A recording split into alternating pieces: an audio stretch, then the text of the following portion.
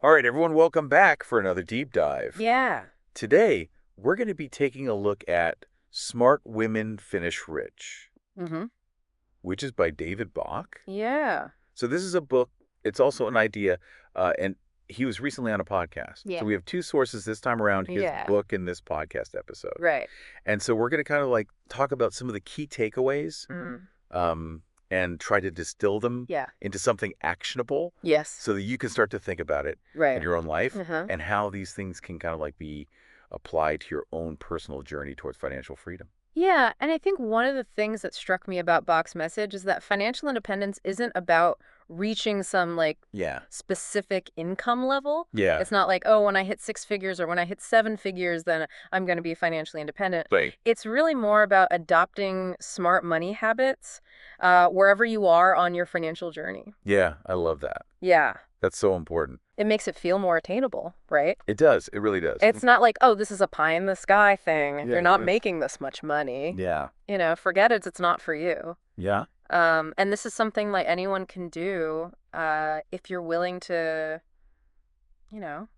Be smart. make some changes, be smart, Yeah. and think about it in the long term. Exactly. So Yeah, that's fantastic. it's a very empowering message, I think, It is. for women in particular. Yeah, and I think that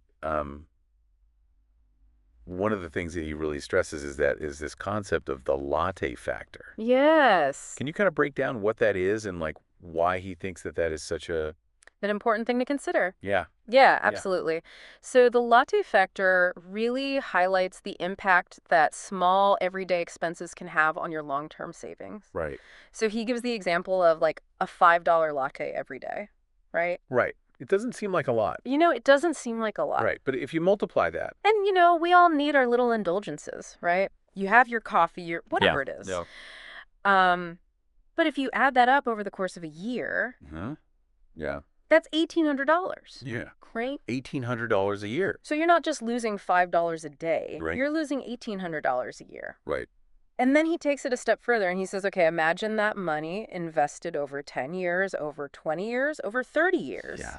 And you see how quickly that really adds up. It's really interesting. Yeah. To think about it that way. Yeah, it's a shift in perspective, right? Totally. Yeah. It's not about saying you can never have a latte again, Right. but it's about being mindful Right. of those small expenses and how they can really impact, Yeah, I think that's so important. your long-term goals. So if you're listening, think about what are some of the things that you do every day that you could cut back on? Yeah. Little indulgences there over time. Even if it's not $5, even if it's like $1.50, a couple of dollars here and there. Or if you get your nails done every week, Yeah. or if you, whatever it is. Like, what are your habits that maybe are preventing you from, putting aside some money for your future? Exactly. Right. Yeah, and then he talks a lot about the idea of pay yourself first. Yeah. What is that, and why does he think that that's such a crucial part of building a financial foundation? So pay yourself first really means prioritizing saving. Okay. And he recommends actually setting up like an automatic transfer Right. from your checking account to your savings account or to Excellent. your investment account Yeah. every month. Okay. So that it's like a bill that you pay to yourself. I love that. Right. Yeah. It's non-negotiable. Yeah, treat it like rent. Right. You have to do it.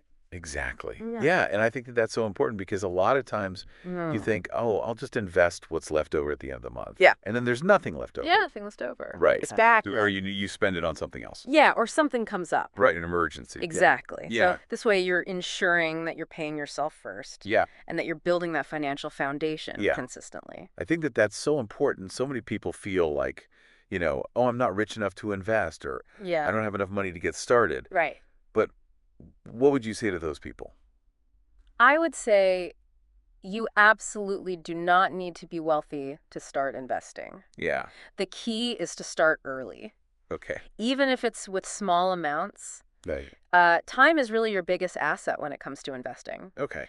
The magic of compounding allows those small amounts to grow significantly over Yeah. time. So even if you're starting with $20 a month Right. or $50 a month. Or $100 a month, whatever you can afford. Yeah. The key is to just start. Right.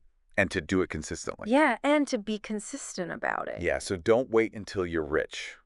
Don't wait for that big bonus or, That windfall. whatever. Right. Just start today Exactly. with whatever you can. Yeah, and I think, the takeaway here is that financial independence is within reach for everyone, I love that. right? It's not this like Yeah. far off dream. Right. It's something that you can achieve if you're willing to be consistent Yeah. and, you know, mindful about your spending. I think that's a great place to end it. Yeah. If you're listening, what is one small change that you will commit to today to start building your financial future? Yeah. What is that one thing that you can change today to get started on your path to financial freedom? I love that. Yeah.